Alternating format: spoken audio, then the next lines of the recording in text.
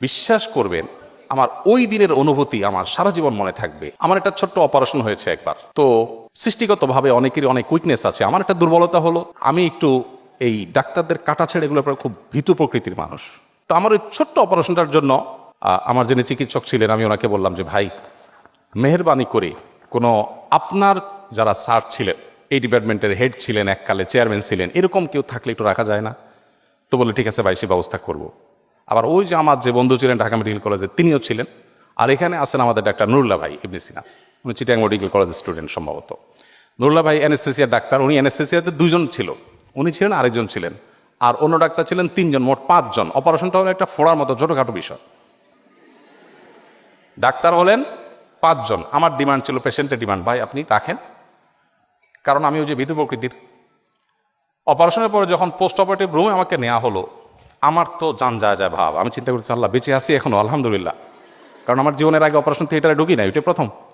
হয়তো প্রথমবার সবার একটু ভয় বেশি লাগে, এখানে যায় না। যাই হোক, এখন পোস্ট অপারেটিভ রুমে আমাকে যখন রাখা হয়েছে, আমার ফ্যামিলি ক্যাবিনে অপেক্ষা করছে, এদিকে আমি চিন্তা করছি, আল্লাহ, অনেকে শুনেছি যে পোস্ট অপারেটিভ রুম থেকেই মারা যায়, না জানি কখন মালাকুল মউত আসে। আমি কালিমা টালিমা পড়ছি, খুব প্রস্তুতি নিচ্ছি। আসলে ছোট অপারেশনটা হয়েও গেছে, বাট আমি চিন্তা করছি যে না জানি কি হয়, খুব ভয় পাচ্ছি। এর মধ্যে পর্দা টানানো, পর্দার অপর প্রান্ত থেকে যেহেতু অনবরত ডাক্তাররা আসছেন, অনেকেই আসছেন দেখতে, তখন একজন নার্স অন্য নার্সকে জিজ্ঞাসা করেছেন, তিনি ডিউটিতে নতুন এসেছেন তখন সকালবেলা, এসে বলছেন যে ওনার কি হয়েছে, যে এত ডাক্তার, এত লোকজন যাচ্ছে, কি অপারেশন হলো? তখন আমি আর ওটা বললাম না অপারেশনটা কিসের। তো বলল যে এই অপারেশনটা হয়েছে, খুব ছোট্ট একটা অপারেশন। এটা বলার পর ওই নার্স এমনভাবে তুচ্ছ তাচ্ছিল্য করে, অপমানকর ভাবে তিনি বললেন, এই অপারেশন মানে এইটার জন্য এত কাহিনী? বিশ্বাস করবেন, আমার ওই দিনের অনুভূতি আমার সারা জীবন মনে থাকবে। সেটি হলো যে 5 জন ডাক্তার মিলে আমার অপারেশন করে আমাকে যতটা আশ্বস্ত করতে না পেরেছেন, ওই নার্স ভদ্র মহিলার অপমানকর সেই উক্তি, তার ওই কথা আমার মনকে এত শক্তিশালী করেছে। আমি তখন চিন্তা করলাম, ছি ছি ছি, এর জন্য আমি এত কাহিনী করছি। আমি তখন নিজেকে দোষারোপ করা শুরু করলাম, গিল্টি ফিল করা শুরু করলাম যে এইটা কোনো কথা, এই রোগের জন্য আমি এত কাহিনী করছি, এত এত কষ্ট দিচ্ছি মানুষকে, এত চিল্লাচিল্লি করছি, এটা কি হলো কিছু? ছি ছি ছি। এরপর থেকে নার্স আসুক আর ডাক্তার আসুক, আমি ভাবি ধরতাম, না না কিছু হয়, কোনো অসুবিধা নেই, আমি ঠিক আছি, আমি ওকে। আমাকে এরপরে খুব দ্রুততম সময়ে পোস্ট অফিস রুম থেকে আমার রুমে পাঠিয়ে দিয়ে এলো, কারণ ডাক্তাররা তখন ফিল করছেন, হ্যাঁ আমি ভালো হয়ে গেছি, আসলে আমি ভালো হয়ে গেছি। তো এই যে একজন নার্সের একটা শব্দের একটা উক্তি, যে এইটা, বাহ্যিকভাবে আমি একটু অপমান বোধ করেছি যে এটা কোনো কথা? আমার এই রোগটাকে তিনি কোনো রোগী মনে করলেন না, কোনো পাত্তাই দিলেন না। আমি একটু অপমান বোধ করেছি, কিন্তু পরক্ষণে চিন্তা করলাম এটা তো পজিটিভ কথা, আমার রোগটা কোনো রোগী না, কোনো অপারেশনই না। এই একটি কথা যদি আমাকে এর পরিমাণ আস্থা এনে দিতে পারে, এতটা আমাকে সাহসী করে দিতে পারে, তাহলে এবার আপনারা নিশ্চয়ই আপনাদের চেয়ার থেকে, আমি আমার পেশেন্টের জায়গা থেকে আমি আমার কথা বলেছি, আপনি আপনার ডক্টরের চেম্বার থেকে, আপনি আপনার চেয়ার থেকে একটু আপনি ভাবুন যে আমরা যারা রোগী হয়ে আপনাদের কাছে যাই, আপনারা যদি একটু সান্ত্বনা দেন, একটু যদি অভয় দেন, একটু যদি সাহস যোগান, তাহলে অর্ধেক ট্রিটমেন্ট অনেক ক্ষেত্রে আপনাদের সেই আচরণ থেকেই হয়ে যাবে।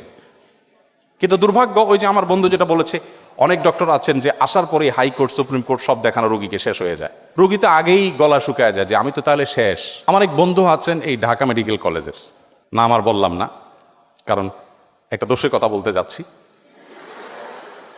এবং আমার খুব ঘনিষ্ঠ বন্ধু মানুষ। তিনি আমাকে বলছিলেন একবার, ভাই আমাদের কাছে কোনো পেশেন্ট আসলে, পেশেন্টের লোকজন, আত্মীয় স্বজন যারা থাকে, তাদেরকে শুরুতে এমনভাবে অ্যাসেসমেন্ট করার পর ব্রিফ করি যে মানসিকভাবে রোগীর সাথে আসা লোকজন ধরেই নেয় যে এই লোক তো আর বাঁচার কোনো উপায় নেই, বাঁচলে তো আল্লাহর রহমত। তো আমি বললাম, এইভাবে বলার কারণ কি ভাই? একটা মানুষকে আশা দেওয়া যায় না, আল্লাহ ভরসা ঠিক হয়ে যাবে বলা যায় না, কেন এরকম ভড়কায় দেন? তো যেহেতু আমার খুব ঘনিষ্ঠ বন্ধু মানুষ, ফ্রিলি উনি বলছিলেন যে ভাই আসলে আমার দেশে মানুষ রোগী যদি ভালো হয়ে যায় তো বলবে আল্লাহ ভালো করছে, আর যদি রোগী মারা যায় বলবে ডাক্তার বেটা সমস্যা করছে। এই যে মানুষের মধ্যে একটা খারাপ স্বভাব আছে যে কিছু হলেই রোডে অ্যাক্সিডেন্ট হলেই চোখ বন্ধ করে ড্রাইভারের দোষ, আর রোগীর কোনো অসুবিধা হলে চোখ বন্ধ করে ডাক্তারের দোষ। ডাক্তারদের দোষ থাকে না তা আমি বলছি না, কিন্তু চোখ বন্ধ করে দোষ দেওয়ার একটা প্রবণতা আমাদের দেশে মানুষের মধ্যে আছে। তো এই জায়গা থেকে উনি বলছিলেন যে যাতে দোষ দিতে না পারে এই জন্য আগে ভাগে বলে দিই, ভাই আপনার রোগীর অবস্থা খুবই খারাপ, আর একটু আগে আনলে হয়তো চেষ্টা করা যাইতো। আপনি এখন যে পর্যায়ে আনছেন তাতে ভাই বাঁচার সম্ভাবনা তো একেবারেই আপনি নার মধ্যে ধরে রাখতে পারেন। বাকি আপনারা দোয়া দুরুদ পড়তে থাকেন, আমরা চেষ্টা করি। বলে এরপরে রোগী যদি বেঁচে যায় তখন পেশেন্টের সাথে আসা লোকজন, তাদের অ্যাটেন্ডেন্সদের খুশির কোনো শেষ নাই, মাশাআল্লাহ ডাক্তার সাহেব ভালো হয়ে গেছে, আলহামদুলিল্লাহ আমার রোগী। আর যদি আল্লাহ না করুক মারা যায়, প্রেশার থাকে না, ভাই আমি তো আগেই বলছিলাম। তো আমি ওনার এই পলিসি শুনে বললাম যে বাহ, এটা বাঁচার জন্য খুব দারুণ পলিসি, কিন্তু আমি যদি এটাকে ইসলামী শরিয়াত ছাঁচে, কোরআন হাদিসের ছাঁচে ফেলে দেখি, তাহলে আমি দেখি কাজটি ভালো কাজ না। আপনি অবশ্যই কোনো শঙ্কা থাকলে সেটা আপনি পেশেন্টের লোকজনকে বলবেন, কিন্তু আল্লাহ নবী সাল্লাল্লাহু সাল্লাম আমাদেরকে একটা দোয়া শিক্ষা দিয়েছেন। আপনারা আপনাদের পেশেন্টদের কাছে যখনই যাবেন বা পেশেন্টদেরকে যখনই দেখবেন, আমি আশা করবো আপনারা দোয়াটা করবেন। খুব ছোট্ট একটা দোয়া। নবী করিম সাল্লাল্লাহু সাল্লাম কোনো রোগীকে দেখলে তাকে বলতেন লা বাসা তহরুন ইনশাআল্লাহ। আমরা বাংলায় বলতে পারি আমাদের মতো করে, অর্থাৎ ভয়ের কোনো কারণ নেই, ইনশাআল্লাহ সুস্থ হয়ে যাবেন। এখানে নবী সাল্লাল্লাহু আলাইহি ওয়াসাল্লাম অন্য একটা শব্দ ব্যবহার করেছেন, তহর মানে হল পবিত্র হয়ে যাবে। এটা নিয়ে অনেক দীর্ঘ আলাপ আছে, আমি সেদিকে যাব না। শুধু এটুকু বলি যে রোগ অসুস্থতা এগুলোতে যদি মানুষ ধৈর্য ধারণ করতে পারে, সবর করতে পারে, আল্লাহ রাব্বুল আলামিন তার গুনাহগুলো মাফ করেন, সে পরিচ্ছন্ন হয়ে যায়, পবিত্র হয়ে যায়। আমাদের স্যার আমার আগে পবিত্রতা নিয়ে কথা বলছিলেন। তো পবিত্র হওয়ার একটা উপায়, যদি বিপদ আপদ মানুষ সবর করে, ধৈর্য ধারণ করে, আল্লাহ তার গুনাহগুলোকে মাফ করে দেন, তার প্রোফাইলকে ক্লিন করে দেন, ছোটখাটো অনেক ভুলভ্রান্তিও সেগুলো মাফ করে দেন। এই জন্য ইমানদারের আসলে হারাবার কিছু নেই। নবী সাল্লাল্লাহু আলাইহি ওয়াসাল্লাম বলেছেন আজাবান লি আমরিল মুমিন ইন্না আমরাহু কুল্লাহু খায়র। ইমানদারের জীবনের সব কিছুরই বড় অদ্ভুত, তার জীবনে আসলে হারাবার কিছু নেই। হাতির মতো মরলেও লাখ, বাঁচলেও লাখ। ইমানদার তিনি যদি কোনো বিপদের মুখোমুখি হন, তিনি সবর করেন, ফাকানা খায়র আল্লাহ, সবরের বিনিময় আল্লাহ তাকে জান্নাত দেন, রিওয়ার্ড দেন, পুরস্কার দেন।